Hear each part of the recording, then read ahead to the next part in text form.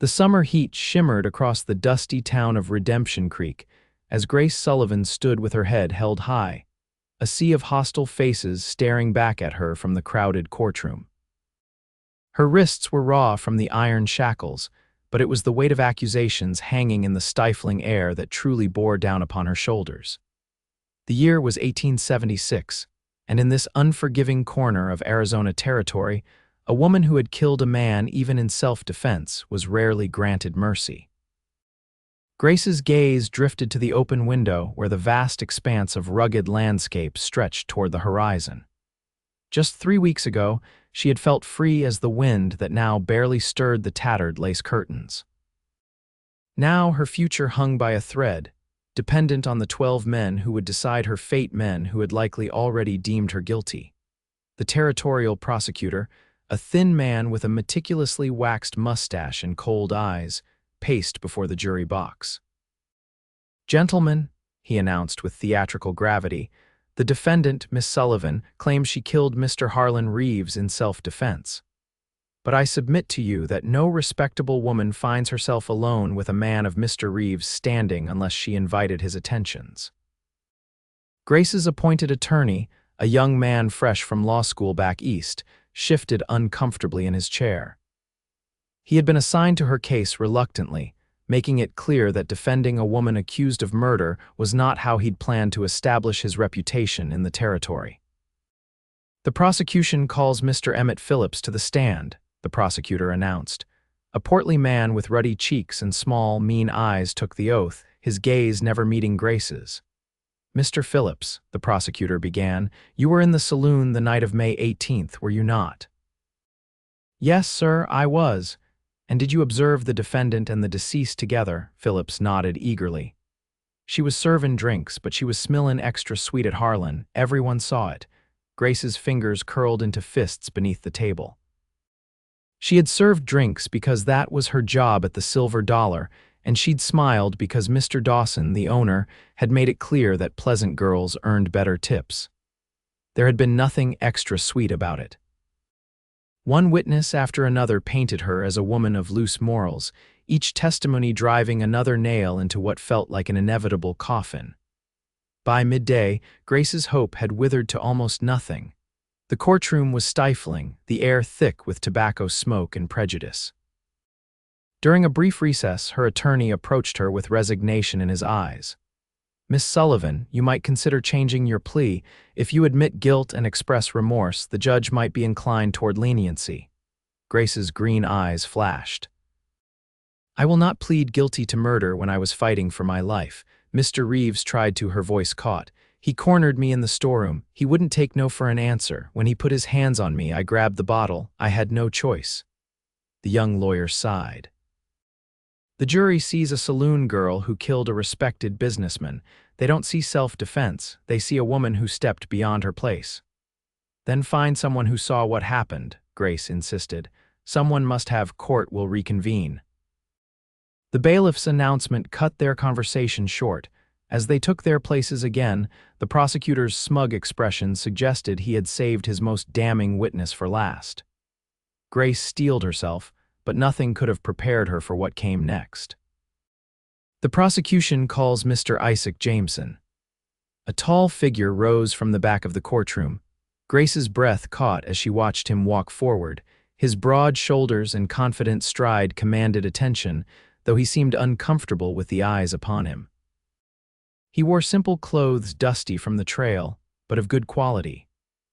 A cowboy's hat was clutched respectfully in his hands, revealing dark hair that curled slightly at the nape of his neck. As he was sworn in, Grace noticed his eyes startlingly blue against his sun-bronzed skin. Those eyes met hers briefly, and something passed between them, something she couldn't name. "Mr. Jameson," the prosecutor began smoothly, "you arrived in town the day of the incident, did you not?" "Yes, sir, rode in that afternoon."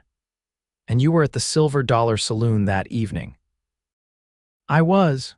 His voice was deep, with a slight roughness that suggested he wasn't accustomed to speaking much. "Did you observe the defendant and Mr. Reeves that evening?" Isaac Jameson shifted slightly. "I saw Miss Sullivan serving drinks. I saw Mr. Reeves as well." "And did you observe any particular interaction between them?" A pause. I noticed Mr. Reeves watching her, following her movements. The prosecutor's smile tightened. This wasn't the answer he had expected. Mr. Jameson, did you see the defendant encouraging Mr. Reeves' attention? No, sir. The answer came without hesitation.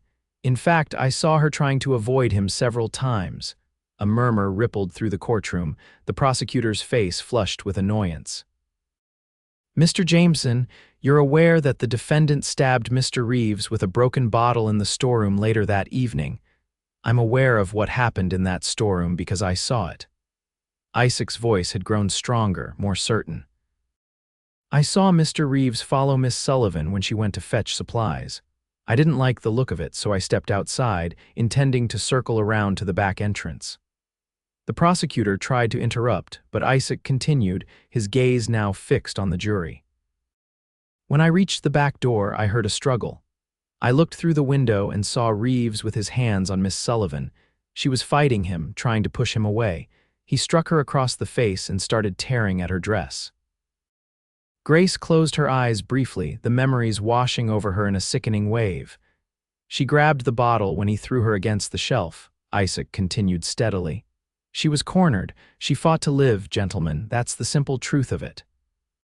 The prosecutor's face had darkened to a dangerous shade of red. Mr. Jameson, if you witnessed this alleged attack, why didn't you intervene? I was about to break down the door when she defended herself. Then I heard others coming. In the confusion, I slipped away. He looked down briefly. I've been on the trail a long time. Getting involved with the law isn't something I do lightly. Yet here you are, the prosecutor said with barely concealed contempt. Isaac's eyes met Grace's again. I couldn't ride away knowing an innocent woman might hang for protecting herself. I saw it all. She fought to live. The courtroom erupted in whispers and exclamations. The judge banged his gavel repeatedly, calling for order. Through the chaos, Grace couldn't look away from the stranger who had just possibly saved her life. The prosecutor attempted to discredit Isaac's testimony, questioning why he hadn't come forward immediately, insinuating he might have personal reasons for defending Grace. But Isaac remained steady, his account unwavering. When the defense finally had its turn, Grace's young attorney seemed to have found new confidence. Mr. Jameson, in your estimation, did Miss Sullivan have any alternative to defending herself as she did? No, sir. Reeves was bigger, stronger, and clearly intended her harm. She used the only weapon at hand, and only when her life was in danger. By the time Isaac stepped down from the witness stand, the atmosphere in the courtroom had shifted. Grace felt something she hadn't allowed herself to feel since her arrest, hope. The jury deliberated for 3 hours. When they returned, Grace held her breath as the foreman stood. We find the defendant not guilty by reason of self-defense. The words washed over her like cool water. As the judge dismissed the case and the bailiff removed her shackles, Grace felt lightheaded with relief. People began filtering out of the courtroom, some looking disappointed, others thoughtful. She looked for Isaac Jameson, but he seemed to have disappeared as quietly as he had appeared. A pang of disappointment struck her. She hadn't even been able to thank the man who had saved her from the gallows. Outside the courthouse, Grace took her first breath as a free woman, uncertain what to do next. The silver dollar wouldn't have her back, and the rest of the town seemed equally unwelcoming. She had a little money saved, but not enough to start over somewhere new. Miss Sullivan. She turned to find Isaac Jameson standing a respectful distance away, his hat still in his hands. Mr. Jameson. Her voice came out softer than she intended. I wanted to thank you for what you did in there. He shook his head slightly. I only told the truth. Truth isn't always enough, she replied. Not for someone like me. A frown creased his brow. Someone like you, a saloon girl with no family, no connections. She attempted a smile that didn't quite reach her eyes. The kind of woman people believe deserves whatever happens to her. That's not right. His voice held a quiet anger. No one deserves what Reeves tried to do. A tense silence fell between them, broken only when he cleared his throat awkwardly. I've got a small ranch about 2 days' ride north of here. Nothing fancy, but it's good land. He looked down at his boots, then back at her. My sister Martha helps me run it. She's been saying she needs another pair of hands with the house and garden. It would be honest work, Miss Sullivan, if you're interested. Grace studied him carefully. Why would you offer that to a stranger? You're not exactly a stranger anymore, he said with the faintest hint of a smile. And it seems to me you could use a fresh start somewhere people don't have you all figured out already. She considered his offer. It could be a trap, of course, but something in his steady gaze made her believe him. And what were her alternatives? Stay in a town where half the people thought she was a murderer and the other half thought she should have let Reeves have his way. When are you leaving? She asked finally. First light tomorrow. I've got supplies to gather before then. Grace nodded slowly. I'll need to collect my things, not that there's much. I'll meet you at the livery at sunrise. He hesitated. Do you ride, Miss Sullivan? Grace, she corrected. And yes, I can ride. My father taught me before he died. Something in his expression softened. Until tomorrow then, Grace. As he walked away, Grace felt as though she were standing at a crossroads. Behind her lay a life of struggling to survive, of being seen as less than human. Ahead lay uncertainty, but also possibility. A chance to be something other than what this town had decided she was. For the first time in years, she chose hope. The dawn was still a pale promise on the horizon when Grace arrived at the livery stable the next morning. She had packed her meager belongings into a single carpet bag and spent her last night in town at the boarding house, where the landlady had made it clear that Grace's acquittal didn't mean she was welcome to stay longer. Isaac was already there, saddling a sturdy chestnut gelding. A second horse, a dappled gray mare, stood nearby. Morning, he said simply when he noticed her. Good morning. She approached cautiously, setting down her bag. I hope I haven't kept you waiting. Just got here myself, he gestured to the gray mare. This is Willow. She's gentle but has good spirit. I think you'll suit each other. Grace moved closer, allowing the horse to sniff her hand before stroking the velvety nose. She's beautiful. She's yours if you want her. Martha won't ride anymore since she took a fall last year. Grace looked at him in surprise. I couldn't, we've got extra horses, he said matter-of-factly. No sense in Willow just eating hay and getting fat. There was something about his straightforward generosity that made it difficult to refuse. Thank you, Grace said finally. I'll take good care of her. They set out as the sun crested the horizon, painting the desert landscape in shades of gold and pink. Grace wore her only dress suitable for riding, a faded blue calico that had seen better days. Isaac rode slightly ahead, giving her space, but close enough if she needed assistance. They traveled in silence for the first hour, the only sounds the steady rhythm of hooves and the occasional call of a desert bird. Grace found herself studying her companion's profile when he wasn't looking. There was a quiet strength about him, a steadiness she found reassuring. Have you lived in the territory long? She asked when the silence began to feel too heavy. About 5 years, he replied. Came west after the war between the states. When he nodded, she asked, which side? Union, though that didn't matter much once I got out here. People care more about whether you can work hard and mind your own business. Grace considered this. Is that why you came west, to start fresh? He was quiet for so long that she thought he might not answer. Partly, he finally said. After seeing so much death, I wanted open spaces, room to breathe. Something in his tone suggested there was more to the story, but Grace didn't press. She understood the desire for privacy, for keeping certain parts of oneself hidden. And your sister came with you? Martha joined me later. Her husband died of fever 2 years after I settled the ranch. She had nowhere else to go. It was good of you to take her in. He glanced at her, a hint of surprise in his eyes. She's family, it's what you do. The simple conviction in his voice stirred something in Grace. Her own family had been small, just her parents and herself. When fever took them both in the space of a week, she'd been 16 and completely alone. Family had meant everything to her parents, yet she'd had none left when she needed it most. Not everyone sees it that way, she said softly. Isaac seemed to consider this, then asked, How did you end up at the Silver Dollar? Grace stiffened slightly. There it was, the question she'd been expecting, the judgment that would follow. It was the only place hiring when I arrived in town last year, she said, her voice carefully neutral. And before you ask, I served drinks, that was all. I wasn't going to ask anything else. His tone held no accusation. They rode on in silence for a while longer, the sun climbing higher. When they stopped to rest the horses by a small creek, Isaac offered her jerky and hardtack from his provisions. It's not much, he apologized. We'll have better meals once we reach the ranch. I'm not particular, Grace assured him, grateful for the food. She settled on a rock near the water's edge, watching as Isaac checked Willow's saddle to make sure it wasn't rubbing. "Why did you really help me?" she asked suddenly. "In court, I mean, you could have just ridden on, never looked back." He straightened, meeting her gaze directly. "I told you. I saw what happened. Many men would have said it wasn't their business, or worse, agreed that I somehow invited Reeves' behavior." Isaac's jaw tightened. "Then many men are wrong." He looked away, focusing on the distant mountains. "My mother was mistreated by a man with power when I was young. No one stood up for her, no one believed her." His voice had grown rougher. "I swore I'd never be that kind of coward." The admission hung in the air between them. Grace felt as though she was seeing him clearly for the first time, not just as her rescuer or a kind stranger, but as someone shaped by his own wounds, his own past. "I'm sorry," she said quietly.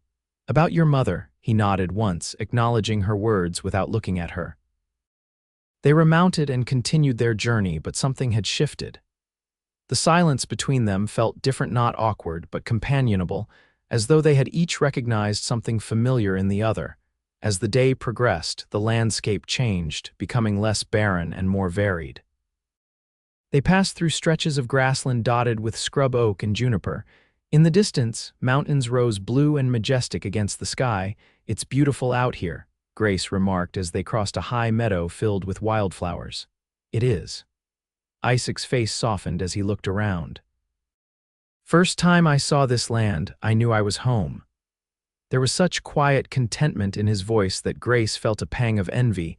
What would it be like to belong somewhere so completely? They made camp that evening in a sheltered hollow near a small spring. Isaac efficiently built a fire and prepared a simple supper of beans and coffee. As twilight deepened around them, Grace found herself relaxing for the first time in weeks. "Your sister," she began hesitantly. "Will she mind my coming to stay?" Isaac looked up from the fire. "Martha's been asking for help for months. She'll be glad for the company, especially another woman's. And when you told her about me, about the trial," he had the grace to look slightly abashed. "I haven't exactly had a chance to tell her yet." "Mr. Jameson, Isaac," he corrected. "Isaac," she amended, "don't you think she might object to having a woman with my history under her roof?" He considered this, his expression serious in the flickering firelight. "Martha isn't one to judge people by gossip or circumstance. She'll make up her mind about you herself. And if she disapproves, then we'll figure something else out." He said it simply, as though it were the most natural thing in the world to take responsibility for a woman he barely knew. Grace wrapped her arms around her knees, suddenly overwhelmed by the precariousness of her situation. "I don't want to be a burden or a charity case. You won't be either." Isaac's voice was firm. "You'll work for your keep and you'll have a safe place to build whatever life you want." He paused, adding more quietly, "Everyone deserves that much." As the fire burned low and the stars appeared in brilliant profusion overhead, Grace felt a curious sense of peace settling over her. Tomorrow would bring new uncertainties, but tonight she was safe. It was enough for now. Morning came with a chill that burned off quickly as the sun rose. They made good time, and by mid-afternoon, Isaac pointed to a distant cluster of buildings nestled at the base of gently rolling hills. "There it is, Jameson Ranch." As they drew closer, Grace could make out a modest but well-maintained house, a barn, and several outbuildings. A creek ran along one side of the property and fenced pastures stretched beyond. It wasn't grand by any means, but there was a solidity to it that spoke of hard work and care. A woman emerged from the house as they approached, shading her eyes against the sun. Even from a distance, Grace could see the family resemblance between the siblings, the same straight posture, the same way of standing firm as though rooted to the earth. Martha Jameson was perhaps 40, with dark hair streaked with gray pulled back in a practical knot. Her face was weathered but handsome, with the same striking blue eyes as her brother. She wore a plain work dress with the sleeves rolled up, and there was flour on her apron. "You're back early," she called as they dismounted. Her curious gaze moved from Isaac to Grace. "Martha, this is Grace Sullivan," Isaac said, leading both horses toward the water trough. "Grace, my sister Martha." Martha wiped her hands on her apron, studying Grace with frank interest. "Well, you're a sight more helpful looking than the last hand Isaac hired." That boy couldn't tell a chicken from a hawk. Grace wasn't sure how to respond to this unexpected greeting. "It's a pleasure to meet you, Mrs. Just Martha will do. I've been a widow long enough that Mrs. sounds strange to my ears." She gestured toward the house. "Come in. You must be tired from the trail." Grace followed, glancing back uncertainly at Isaac, who nodded encouragingly before leading the horses to the barn. The interior of the house was simple but comfortable, a large kitchen with a scrubbed wooden table, a sitting area with well-worn furniture, and doorways leading to what Grace presumed were bedrooms. Everything was clean and orderly, with touches that spoke of a woman's hand: curtains at the windows, a quilt draped over a chair, wildflowers in a jar on the table. "Sit," Martha instructed, pouring water from a pitcher into a cup. "You look half dead from dust." Grace accepted the water gratefully, drinking deeply before speaking. "Thank you for welcoming me into your home, especially on such short notice." Martha sat across from her, her direct gaze reminding Grace of Isaac's. "My brother mentioned in his last letter that he was looking to hire help for me around the house. Didn't mention he was bringing a young woman, though, so Isaac hadn't told her anything." Grace set down her cup carefully. "I'm afraid my presence here might be something of a surprise, then." "Isaac has his reasons for doing things his way." Martha's expression softened slightly. "He's a good judge of character, so I'll trust his judgment about you, but I should warn you, life out here isn't easy. We work hard and comforts are few." "I'm not afraid of hard work," Grace assured her. "And I've never had many comforts to miss." Martha nodded, seemingly satisfied. "Good, can you cook?" "Yes, and sew and clean and tend a garden." Grace hesitated, "though I'll admit I've never kept house on a ranch before." "You'll learn," Martha said simply. "We all did." She stood, moving to the stove where something savory simmered. "I've got stew for supper. Why don't you wash up? There's a room ready, the small one off the back porch. It's nothing fancy, but it's private." The casual acceptance was so unexpected that Grace felt momentarily at a loss. "Thank you." "Truly?" Martha waved away her gratitude. "We'll see if you're still thanking me after a week of hauling water and fighting with my sourdough." But there was a hint of humor in her eyes that made Grace think they might get along after all.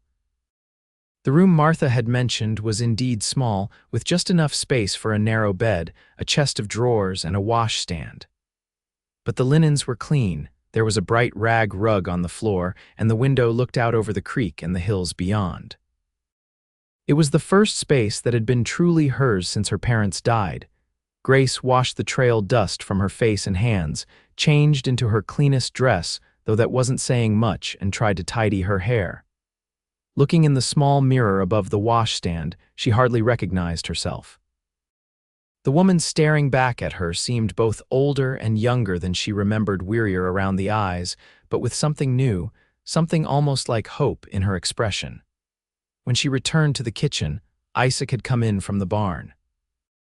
He'd washed as well, his dark hair still damp, and changed into a clean shirt. Something about seeing him in his own home, relaxed and at ease, made Grace's heart beat a little faster. "Everything all right?" he asked quietly as Martha busied herself with supper preparations. Grace nodded. "Your sister has been very kind. Told you she would be." Martha called them to the table, where she'd laid out a simple but hearty meal: beef stew, freshly baked bread, and preserved peaches. As they ate, Martha asked practical questions about Grace's experience with housekeeping and gardening, but tactfully avoided any mention of her past. Isaac spoke little, but Grace was aware of his attention, his quiet presence beside her. After the meal, Martha surprised Grace by pulling out a bundle of fabric and placing it on the table. "I've been meaning to make these up into dresses, but my eyes aren't what they used to be for fine stitching," she explained. If you're handy with a needle, you might make something for yourself. You'll need sturdier clothes for ranch work than what you've brought.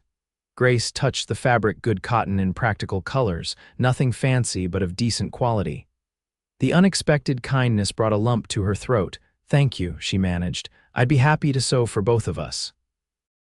Martha nodded, satisfied, and began clearing the table. When Grace rose to help, Isaac touched her arm lightly. Come outside for a minute, he asked. I want to show you something. They stepped out onto the porch as the first stars were appearing. The air was cool and sweet with the scent of sage. Your sister is very generous, Grace said. I wasn't expecting such a welcome. Martha doesn't waste time on suspicion. She either trusts you or she doesn't. He leaned against the porch railing, looking out at the darkening land. She likes you. How can you tell? She gave you fabric. A slight smile curved his lips. Martha doesn't part with good cloth for just anyone. Grace found herself smiling in return. I'll try to deserve her trust. Isaac was quiet for a moment, then said, I want to show you something. He pointed toward the hills to the east. See that rise there with the 3 pine trees? When the sun comes up behind it in the morning, it's about the most beautiful sight you'll ever see. Grace followed his gaze. I'll look for it tomorrow. First light's best, he advised. Sometimes there's mist in the valley, and the sun turns it all gold and pink. There was such genuine appreciation in his voice that Grace found herself seeing him differently again, not just as the man who had testified for her or offered her sanctuary, but as someone who found beauty in simple things, who cared about the land in a way that went beyond mere ownership. Thank you for bringing me here, she said softly. I know you didn't have to. He turned to face her, his expression serious in the gathering dusk. Grace, I want to be clear about something. You're free to stay as long as you want, but you're also free to leave whenever you choose. This isn't another kind of cage. The words touched something deep within her. Freedom, real freedom, had been scarce in her life. From the moment her parents died, she had been constrained by circumstance, by poverty, by the limited options available to a woman alone. I understand, she said. And I'm grateful. They stood in companionable silence for a while longer, watching as more stars appeared and the crescent moon rose over the distant mountains. Grace couldn't remember the last time she had felt so at peace. When they finally went back inside, Martha had made up a pallet by the fire and was showing Grace how she wanted the kitchen organized for breakfast. The simple domesticity of it, all the warm kitchen, the quiet instructions, the knowledge that tomorrow would bring honest work rather than fear filled Grace with a contentment she had almost forgotten was possible. That night, lying in her narrow bed listening to the sound of the creek through the open window, Grace allowed herself to imagine a future. Not one filled with grand dreams or impossible hopes, but one with dignity and purpose. One where she might, in time, belong. The first rays of dawn woke Grace the next morning. Remembering Isaac's words, she quickly dressed and slipped outside, wrapping a shawl around her shoulders against the morning chill. The world was hushed, still balanced between night and day. A fine mist lay across the valley, just as Isaac had described. Grace made her way to a small rise near the house where she could see the eastern hills. As the sun began to rise behind the 3 pines, the effect was even more beautiful than Isaac had promised. Golden light spilled over the ridge, turning the mist into a sea of amber and rose. The dew on the grass caught the light, transforming each blade into a miniature rainbow. Told you it was worth seeing. Grace turned to find Isaac standing a few paces away, his expression soft as he watched the sunrise. She hadn't heard him approach. It's magnificent, she agreed, turning back to the view.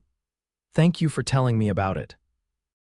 He moved to stand beside her, not too close, but near enough that she could feel his presence. They watched in companionable silence as the sun continued its ascent and the mist began to burn away. I come out most mornings, Isaac said after a while. Helps me remember why all the hard work is worth it. Grace understood what he meant. There was something about witnessing such beauty that put other struggles in perspective. I should help Martha with breakfast, she said reluctantly when the spectacle was over. She's probably already up and cooking, Isaac confirmed. Fair warning, she's particular about her kitchen. Most women are, Grace said with a smile. I'll tread carefully. As they walked back to the house together, Grace was acutely aware of him beside her, his steady stride, the way he naturally adjusted his pace to match hers, the quiet confidence he radiated without seeming to be aware of it. There was something profoundly restful about Isaac's presence, as though simply being near him helped the world make more sense. The days that followed fell into a rhythm that Grace found both challenging and deeply satisfying. She rose with the sun, helped prepare breakfast, and then worked alongside Martha on the endless tasks required to keep the ranch house functioning, churning butter, baking bread, preserving food, mending clothes, tending the vegetable garden that provided much of their food. Martha proved to be an exacting but patient teacher. She expected things to be done properly, but she was willing to show Grace how until she got it right. Beneath her practical exterior was a warm heart and a surprisingly sharp wit that emerged more frequently as the women grew comfortable with each other. Isaac was often out from sunrise to sunset, working the cattle with his 2 hired hands, mending fences, or handling the countless other tasks that keeping a small ranch required. But he was always present for meals, and in the evenings, the 3 of them would often sit on the porch, talking quietly as the stars appeared. Grace learned that the ranch had been little more than her ramshackle cabin and a few head of cattle when Isaac first arrived. Through sheer determination and back-breaking work, he had built it into a modest but successful operation. They weren't rich by any means, but they were self-sufficient, and there was pride in that. A week into her stay, Grace was hanging laundry on the line when Martha joined her, bringing out the last basket of wet clothes. "You're settling in well," Martha observed, handing Grace wooden clothespins. "I enjoy the work," Grace replied honestly. "It feels good to be useful." Martha gave her an appraising look. "Isaac told me yesterday what really brought you here," Grace's hands stilled on the sheet she was hanging. "He did, about the trial, what that man tried to do to you." Martha's voice was matter of fact, but there was an undercurrent of anger. "Isaac was right to bring you here." Grace wasn't sure what to say. She had been dreading this conversation, fearing judgment or suspicion. "You're not concerned about having someone like me in your home?" Martha's eyebrows rose. "Someone like you?" "You mean someone who defended herself against a predator?" She shook her head firmly. "Grace, I've lived long enough to know that a woman's reputation often has little to do with her character and everything to do with men's opinions. I care about who you are, not what others say about you." The simple acceptance in her words brought tears to Grace's eyes. She blinked them away, focusing on hanging the next piece of laundry. "Thank you." "Don't thank me for basic decency," Martha said gruffly, but her expression was kind. "Now, I've been meaning to ask, can you make a decent pie crust?" "Mine always turns out tough as saddle leather." The abrupt change of subject was so unexpected that Grace laughed, a genuine sound that surprised even herself. "I can, actually. My mother was known for her pies." "Good. There are apples that need using. You can show me your technique." As they finished hanging the laundry, Grace felt as though a weight had been lifted from her shoulders. Martha knew the worst of her past and had dismissed it as irrelevant. It was a gift beyond measure. That evening, as they sat down to supper, which included Grace's apple pie, Isaac seemed particularly tired. The lines around his eyes were deeper, and he moved with the careful deliberation of a man pushing through exhaustion. "You've been working too hard," Martha scolded gently. Isaac shrugged. "North pasture fence won't fix itself. You've got Ben and Tom to help. There's no need for you to work yourself into an early grave. They're helping, but there's still plenty to do." He turned to Grace. "How are you finding ranch life so far?" "I like it," she answered truthfully. "There's always something that needs doing, but there's satisfaction in seeing the results." He nodded, understanding in his eyes. "That's it exactly." After they had eaten, when Martha went to check on a sick calf, Isaac lingered at the table. In the lamplight, Grace noticed for the first time a small scar near his temple, partially hidden by his hair. "How did you get that?" she asked, gesturing to the mark. His hand went to it automatically. "This grape shot at Chattanooga. I was lucky it just grazed me." "You don't talk much about the war," she observed, not much worth telling. His eyes took on a distant look. "Mostly I remember the noise and the waiting and being hungry." He shook his head slightly. "But that's all past now." "Is it?" Grace asked softly. "Sometimes I think the past stays with us, shaping who we become." Isaac considered this, turning his coffee cup slowly between his hands. "Maybe so, but I believe we choose which parts to carry forward." There was wisdom in his words that resonated with Grace. She thought of her own past, the happy childhood with loving parents, the grief of losing them, the struggles to survive afterward, the night at the Silver Dollar that had nearly cost her life. All of it had shaped her, but perhaps Isaac was right. Perhaps she could choose which parts defined her future. "I've been meaning to ask," Isaac said, interrupting her thoughts. "There's a social gathering at the Prescott place next Saturday, sort of a harvest celebration. Martha usually goes. She's sweet on Widow Prescott's brother, though she'd never admit it." His mouth quirked in a half smile. "Would you like to come along? Might be nice for you to meet some of the neighbors." The invitation caught Grace off guard. She hadn't considered the wider community around the ranch or how she might fit into it. "Would that be appropriate? I mean, considering my background." Isaac's expression grew serious. "Grace, no one here knows anything about you except what we choose to tell them. You can be whoever you want to be." The possibility was both liberating and terrifying. "And what would you tell them about me?" "That you're helping Martha with the house and that you're a friend." He held her gaze steadily. "The rest is your story to share or keep as you see fit, friend." The word warmed her, even as she recognized it didn't fully capture what was growing between them, this quiet understanding, this mutual respect that felt like the foundation of something more. "I'd like to go," she decided. "Thank you," he nodded, seeming pleased.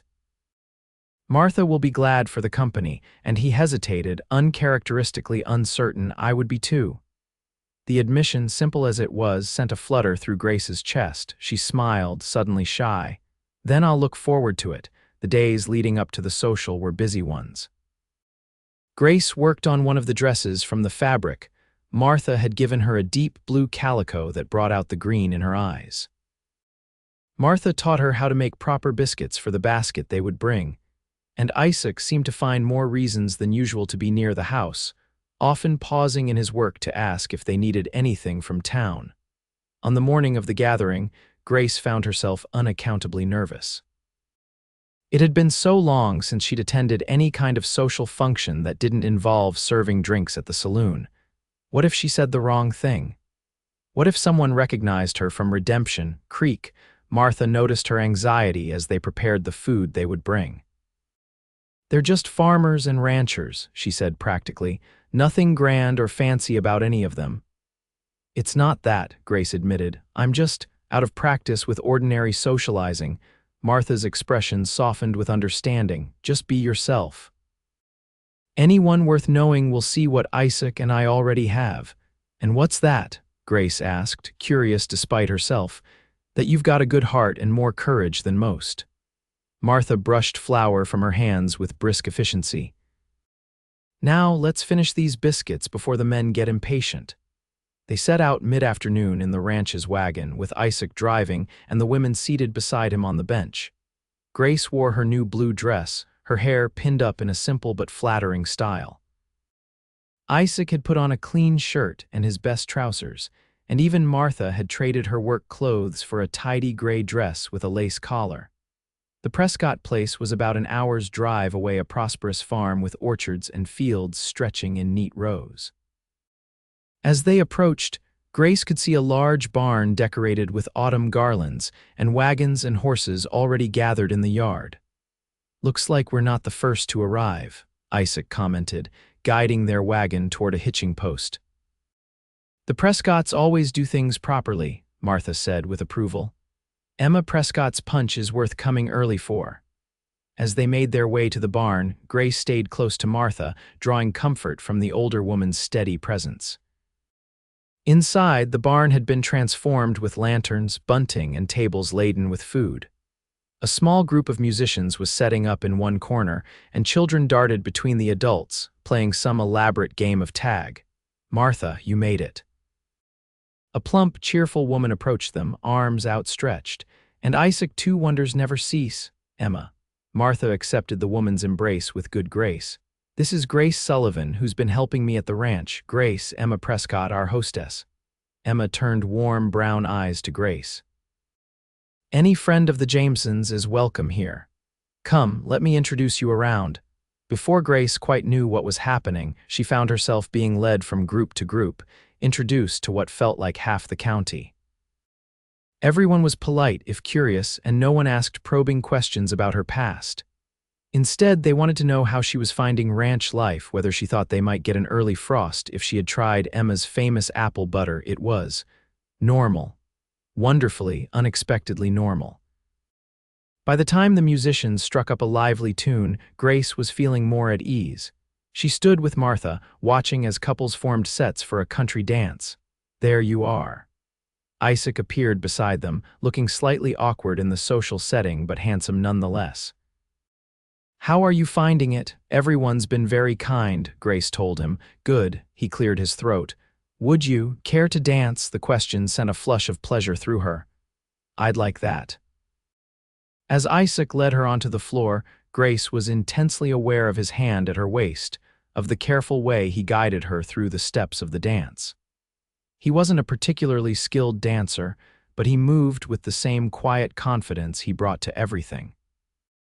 You look beautiful tonight, he said as they circled each other, his voice low enough that only she could hear.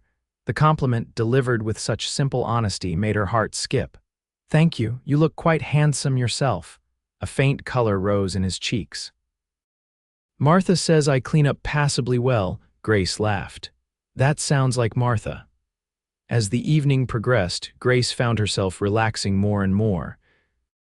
She danced with Isaac twice more, and when other men asked her, she accepted those invitations too, though she found herself looking for Isaac whenever she was with someone else. During a break in the dancing, as Grace was helping Martha serve the biscuits they had brought, she overheard two women talking just behind her. Who did you say she was again? One asked in a low voice, staying with the Jamesons, helping Martha supposedly. The second woman's tone held a note of suspicion. Convenient, isn't it? A pretty young woman just happens to need a place right when Isaac Jameson could use a wife. You think that's what this is about, a courtship? What else? Look how he watches her. Grace's cheeks burned, but Martha touched her arm lightly, shaking her head in warning. When they had moved out of earshot, Martha sighed. People will always talk, she said pragmatically. Best not to give them the satisfaction of knowing you heard. Is that what people think? That Isaac brought me here to court me? The idea was both alarming and not entirely unwelcome, which confused Grace even more. Martha gave her a shrewd look. Would it be so terrible if he did have such intentions? No, I mean, Grace flustered, trying to organize her thoughts. I just wouldn't want anyone thinking he felt obligated, or that I expected, Grace. Martha's voice was gentle but firm. My brother does nothing out of obligation that his heart isn't in. And as for expectations, she smiled slightly. Sometimes the best things in life are the ones we didn't plan for. Before Grace could respond, Isaac approached them, looking concerned. Everything all right? He asked, his gaze moving between the two women. Fine, Martha assured him. Just discussing the finer points of biscuit making. He clearly didn't believe her, but he didn't press the issue. The Wilsons are about to head home. They mentioned the road might be getting bad with the creek rising from yesterday's rain. Then we should probably leave soon too, Martha decided. I've got no desire to be stuck in a muddy wagon in the dark. They made their farewells, collected their empty baskets, and headed back to the wagon. The sky had clouded over while they were inside, and a cool wind had picked up, carrying the scent of rain. Isaac helped both women up to the bench, his hand lingering on Grace's just a moment longer than necessary. As they started for home, Grace found herself thinking about the women's words, about Martha's response, about the way Isaac's eyes sought hers across the crowded barn. Was this a courtship? And if it was, how did she feel about that? The questions tumbled through her mind as the wagon jolted along the darkening road. One thing was certain: whatever was growing between her and Isaac was unlike anything she had experienced before. It wasn't based on desperate circumstances or limited options. It was built on mutual respect, on genuine care, on seeing each other clearly. The thought was still with her when they arrived home, when Isaac helped her down from the wagon, his strong hands gentle at her waist, his eyes reflecting the same confused wonder she felt. "I had a nice time tonight," she told him softly. "I'm glad." His smile, rare and genuine, warmed her more than any fire could have. "So did I." That night, as Grace prepared for bed, she allowed herself to acknowledge what had been growing in her heart since the day Isaac testified on her behalf. It wasn't just gratitude or admiration she felt for him. It was something deeper, something that frightened and thrilled her in equal measure. She was falling in love with Isaac Jameson. The realization should have terrified her. After all she had been through, after fighting so hard for her independence, falling in love seemed like the riskiest thing she could do. And yet, as she blew out her candle and listened to the rain that had finally begun to fall, pattering gently on her roof, Grace felt a strange peace. Whatever happened next, she was no longer alone in the world, and that, she decided, was worth any risk. The weeks that followed the social were busy ones on the ranch. The approaching winter meant preparations needed to be made: food preserved, wood chopped and stacked, repairs completed before the weather turned. Grace threw herself into the work alongside Martha and Isaac, finding satisfaction in the rhythm of the days. Her relationship with Isaac continued to evolve in small, quiet ways. There were brief touches when they passed each other, his hand brushing hers, her fingers straightening his collar. There were private smiles, shared glances, conversations that lasted late into the evening after Martha had gone to bed.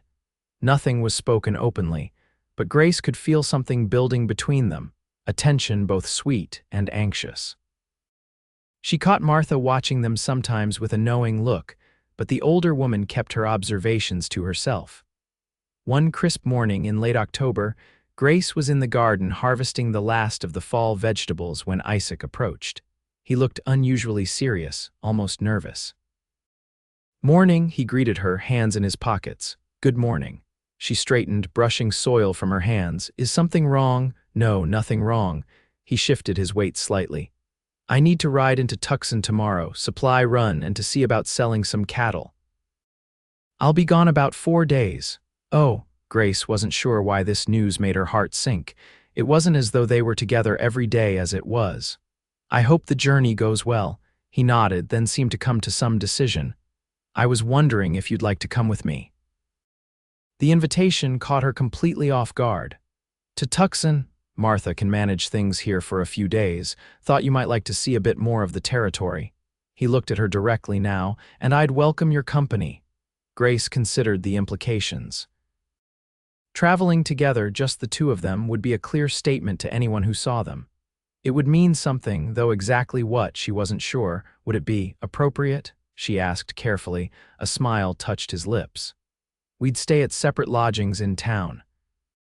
And Martha would be scandalized if I suggested anything else." His expression grew more serious. "But I won't pretend it wouldn't cause talk. If that concerns you, it doesn't," Grace said quickly, surprising herself with her certainty. "I'd like to come." The smile that spread across his face was like sunrise breaking over the hills. "Good, we'll leave at first light." He turned to go, then paused, looking back at her.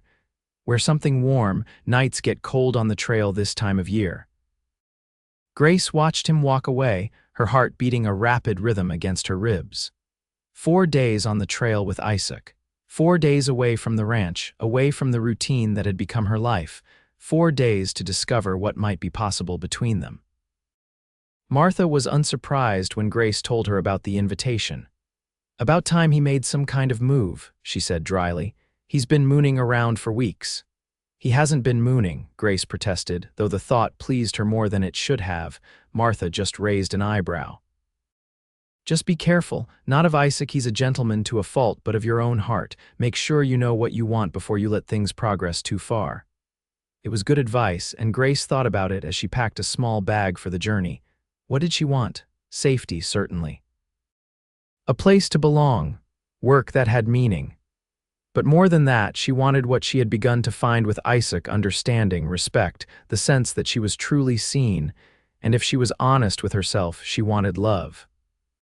Not the desperate, clinging kind, but the steady, enduring sort that could weather storms and still stand strong. Could she find that with Isaac? She thought perhaps she could. The next morning dawned clear and cold.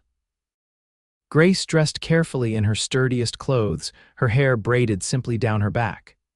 When she emerged from her room with her small bag, Isaac was already in the yard, checking the horses.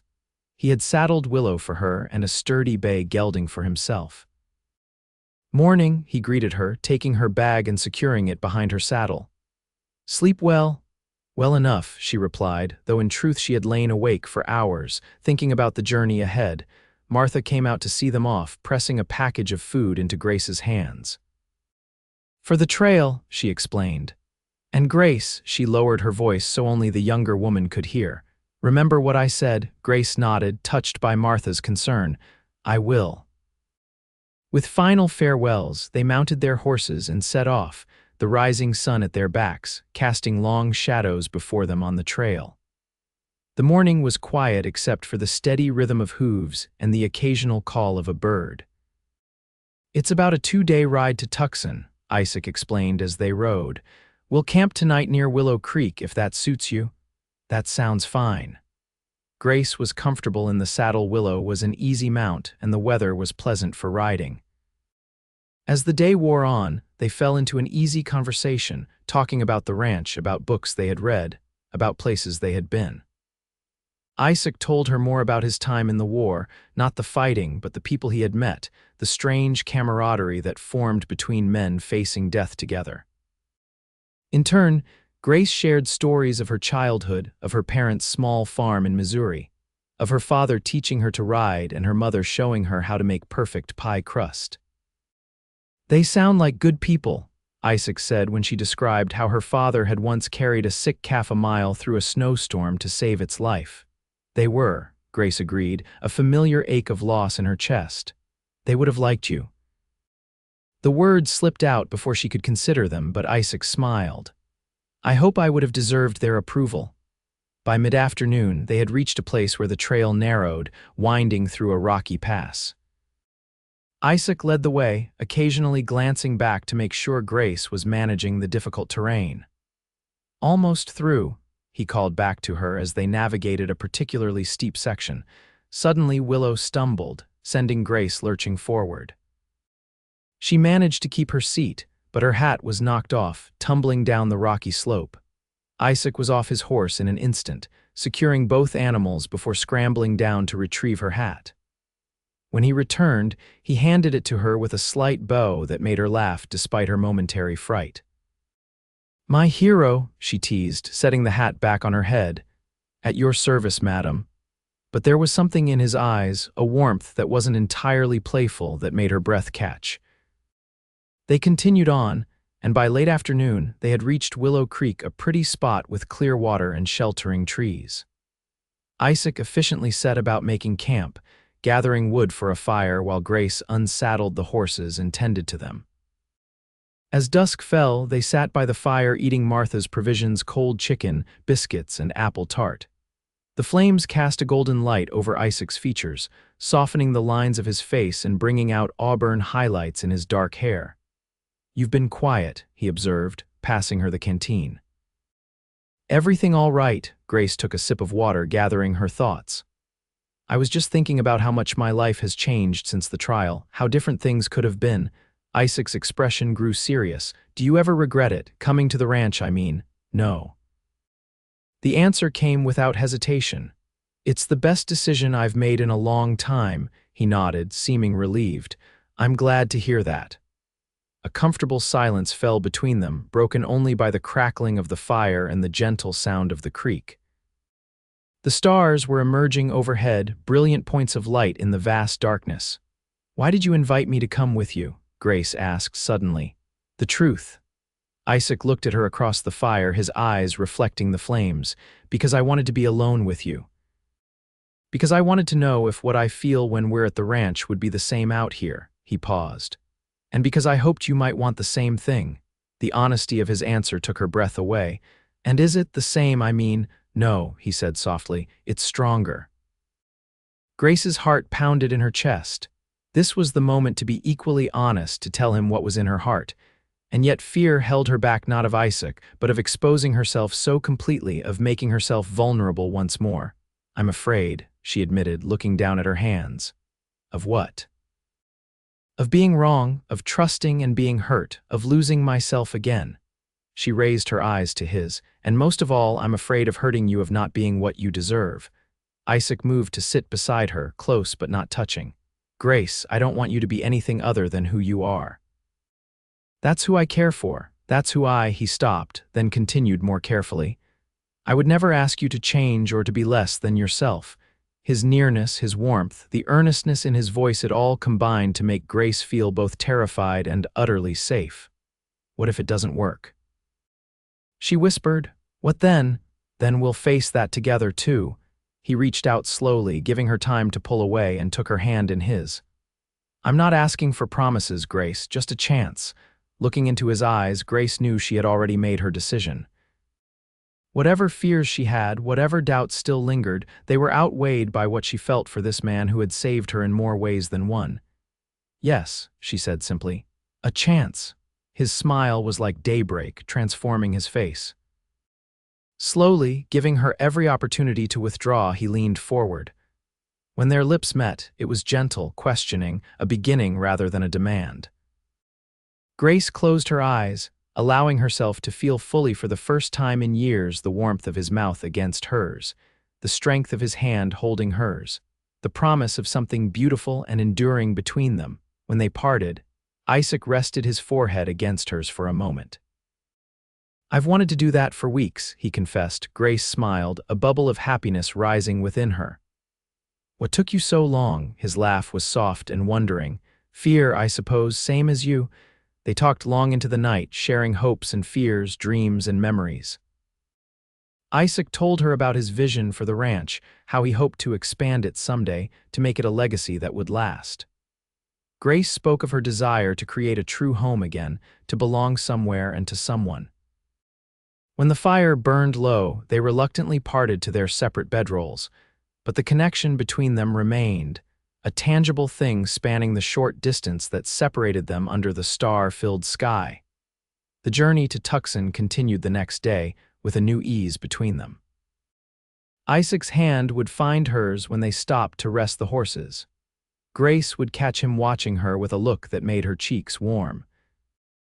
They spoke of practical things, the business Isaac needed to conduct in town, places Grace might like to visit while they were there, but beneath the ordinary conversation ran a current of shared anticipation, of possibilities unfolding. Tucson itself was larger and livelier than Grace had expected, a bustling town with adobe buildings lining dusty streets, merchants calling their wares, wagons and horses competing for space. After the quietude of the ranch, it was both exciting and overwhelming.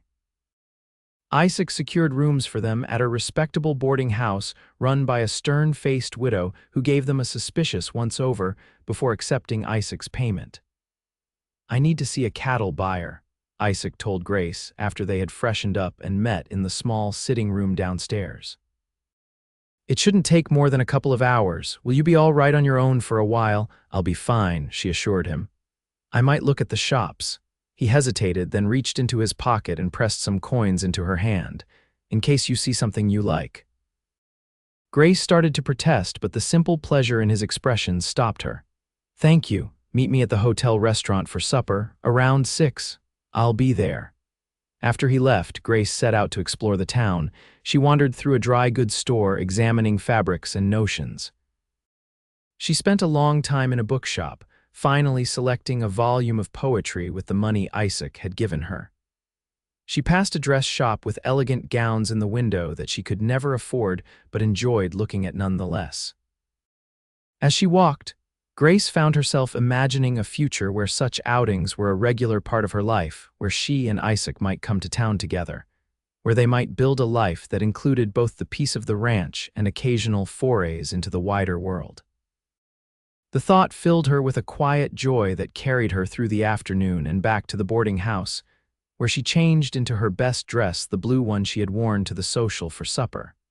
When she entered the hotel restaurant at 6, Isaac was already there, waiting at a table.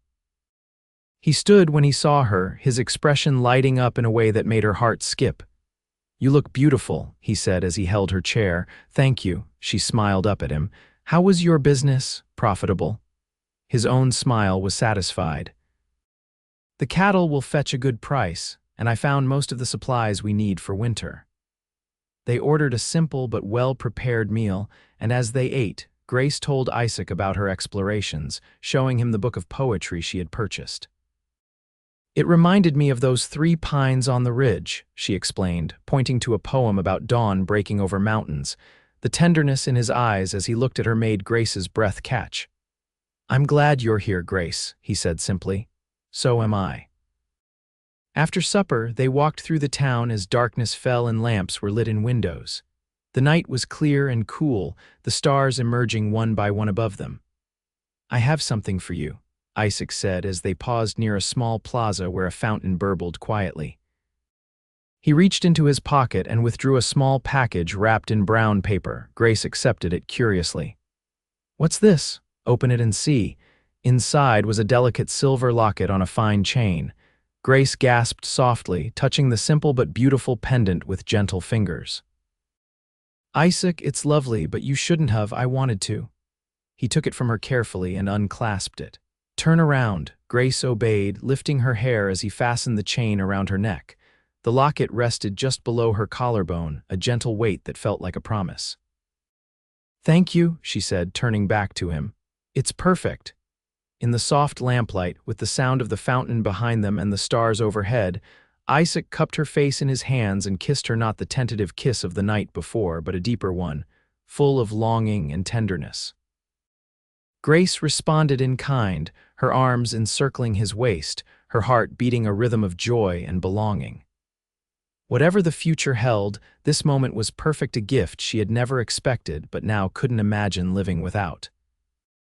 The rest of their time in Tucson passed in a happy blur of shared experiences, meals together, walks through the town, quiet conversations in the boarding house sitting room under the watchful eye of the proprietress. On their final evening, Isaac took her to a small restaurant where a guitarist played soft Spanish melodies. "We'll head back tomorrow," he said as they lingered over coffee. "Martha will be wondering if we've eloped to Mexico." Grace laughed at the idea, though a warm flutter went through her at the casual mention of elopement. She'd never forgive us if we didn't include her. True enough. Isaac's expression grew more serious. "Grace, when we get back, I want to speak to you about something important, about our future." Her heart quickened. "You can speak to me now," he shook his head slightly. "Some things deserve the right setting, and I'd like to do this properly." Understanding dawned. "Isaac, are you planning to—" "Don't ask me," he interrupted with a smile. "Or I might tell you and then the surprise would be ruined." Grace couldn't help the smile that spread across her face. "I wouldn't want that." The ride back to the ranch seemed both shorter and longer than the journey to Tucson, shorter because they were so content in each other's company, longer because of the anticipation building between them. They camped again at Willow Creek, and this time when Isaac kissed her good night, it held the promise of all the nights to come. As they crested the final hill and the ranch came into view, Grace felt a surge of emotion. In just a few months, this place had become home in a way no place had been since her parents died. The modest house, the barn with its weathered boards, the creek winding through the property, all of it represented safety, belonging, and now love. Martha was hanging laundry when they rode into the yard. She waved, a knowing smile crossing her face as she observed their expressions. "About time you two got back," she called. "I was starting to think you'd forgotten the way home." Isaac dismounted and went to help Grace down, his hands lingering at her waist. "Miss us?" he asked his sister. "Like a toothache," Martha retorted, but her eyes were warm. "Come inside, you must be hungry after the trail." The familiar routine of unpacking, caring for the horses, and settling back into the house felt different now, infused with a new awareness between Grace and Isaac. Their fingers would brush as they passed items, their eyes would meet across the room, small smiles would be exchanged when Martha wasn't looking. After supper, when Martha had gone to bed claiming exhaustion from managing everything myself for 4 days, Isaac asked Grace to walk with him. The night was clear and cool, with a half moon providing enough light to see by. They walked toward the creek, to a place where a large oak tree spread its branches above a small grassy area. "I used to come here to think when I first bought the ranch," Isaac said as they reached the tree. "When everything seemed overwhelming and I wondered if I'd made a mistake." "And did you decide you hadn't?" Grace asked softly. "I did." He turned to face her, taking both her hands in his. "Grace, when I saw you in that courtroom, something inside me recognized you. Not just as someone who needed help, but as someone I was meant to know." Grace's heart began to race as Isaac continued. "These past months, getting to know you, watching you build a place here, seeing your strength and your kindness, it's only confirmed what I think I knew from the beginning." He paused, his eyes never leaving hers. "I love you, Grace Sullivan." The words, spoken with such simple certainty, filled her with joy. "I love you too, Isaac, more than I thought possible." His smile was radiant in the moonlight. Then, still holding one of her hands, he knelt on the grass before her. "I don't have much to offer," he said earnestly. "Just this ranch, my name and my heart, but all of it is yours if you want it." He took a deep breath. "Will you marry me, Grace?" For a moment, Grace couldn't speak past the emotion tightening her throat. This man, this good and honorable man, was offering her everything she had ever wanted: love, family, a home. Not as charity, not out of obligation, but because he truly wanted her by his side. "Yes," she managed finally, her voice thick with tears of happiness. "Yes, Isaac, I will marry you." He rose and gathered her into his arms, his kiss full of promise and devotion. When they parted, he reached into his pocket and withdrew a simple gold band. "It was my mother's," he explained as he slid it onto her finger. "Martha's been keeping it safe all these years. She knew about this," Isaac chuckled. "She practically ordered me to do it before we left for Tucson, said she was tired of watching us dance around each other like skittish colts." Grace laughed, imagining Martha's exasperation. She was right, as usual. They stood together beneath the oak tree, arms around each other, looking up at the star-filled sky. In that moment, Grace thought about the journey that had brought her here: the loss, the struggle, the fear, and finally, the courage to defend herself that night at the Silver Dollar. Had she not fought back, had Isaac not seen and testified, had the jury not believed them, none of this would be possible. Her life had been shaped by that moment, but it would not be defined by it. What would define her future was this love, this man, this place they would build together. "What are you thinking?" Isaac asked, his voice gentle in the darkness. "That sometimes the hardest fights lead to the most beautiful beginnings," she answered, resting her head against his shoulder, his arms tightened around her. "And this is just the beginning." Grace smiled, the silver locket and gold ring both catching moonlight as she lifted her face to his. "Yes," she agreed, "just the beginning." The wedding took place 3 weeks later, a simple ceremony in the town church with Martha as witness and only a few neighbors in attendance. Grace wore a new dress of soft ivory, sewn by her own hands, with the silver locket at her throat and wildflowers in her hair. When the minister pronounced them husband and wife, and Isaac kissed her with tenderness and promise, Grace felt the last pieces of her broken world finally mend. Not into what had been before, but into something new and stronger: a life built on choice and love rather than necessity and fear. They celebrated with a small gathering at the ranch, where Martha had outdone herself preparing food and decorating the house with autumn flowers and ribbons. As the afternoon wore on, Grace found herself standing on the porch, looking out at the land that was now truly her home. "Happy?" Isaac asked, coming to stand beside her, his arms slipping naturally around her waist. "Completely," she assured him, leaning into his warmth. "Though I still can't quite believe it's real." "It's real." He kissed her temple gently. "And it's ours." As the guests departed and dusk fell, Martha announced that she was going to stay with Emma Prescott for a few days. "To give you newlyweds some privacy," she explained with a rare wink that made both Grace and Isaac blush. That night, as Grace prepared for their bed now, she found herself nervous in a way she hadn't expected. Isaac had been nothing but respectful, patient, and gentle in all their interactions. And yet, the memory of Reeves's attack lingered, a shadow she hadn't fully banished. When Isaac joined her, he seemed to sense her anxiety. Instead of approaching her, he sat on the edge of the bed and took her hand. "We have all the time in the world," he said softly. "Nothing has to happen tonight that you're not ready for." The tenderness in his voice, the understanding in his eyes, it was the final assurance Grace needed. This was Isaac, the man who had seen her at her most vulnerable and still looked at her with respect and love. "I am ready," she told him, moving closer. "I want this, I want you." When he kissed her, it was with a reverence that brought tears to her eyes, and as the night deepened around them, Grace gave herself completely to this love that had found her when she least expected it but needed it most. In the years that followed, the Jameson ranch prospered.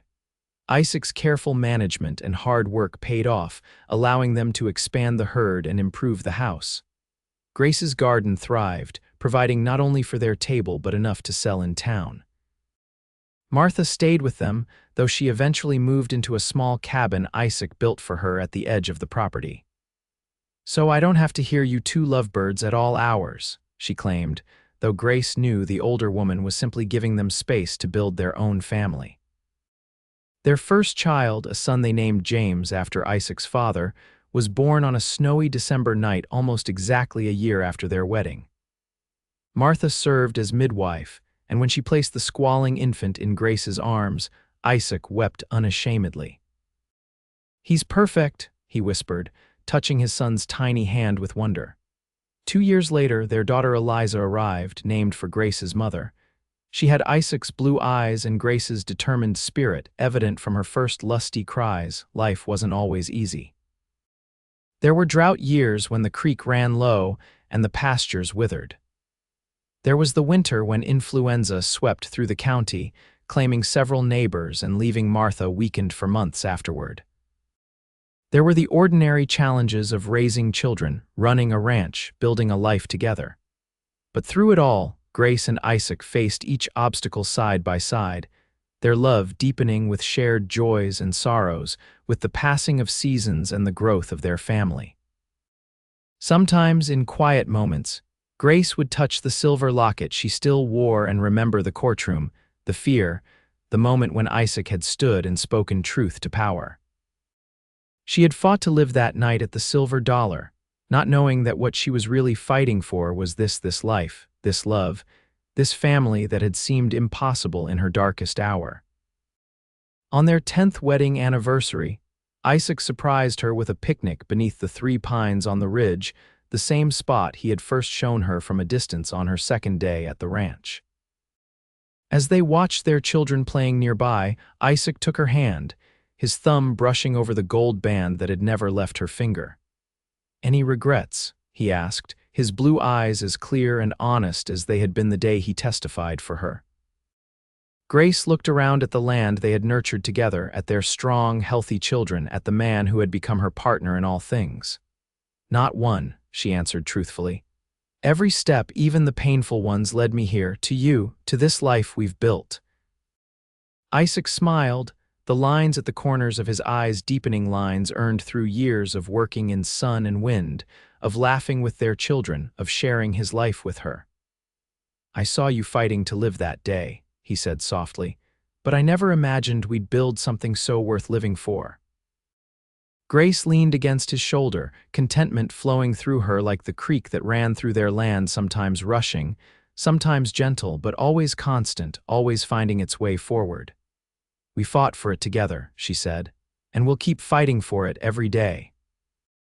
As the sun began its descent toward the horizon, painting the sky in shades of gold and pink just as Isaac had described that first morning, Grace knew with absolute certainty that this love, this family, this life had been worth every struggle, every fear, every moment of darkness she had endured. She had fought to live, and with Isaac by her side, she had found not just life, but a life filled with purpose, with joy, with love that would endure long after they were gone, living on in their children and in the land they had tended with such care. It was, Grace thought as Isaac drew her close, the most beautiful victory of all.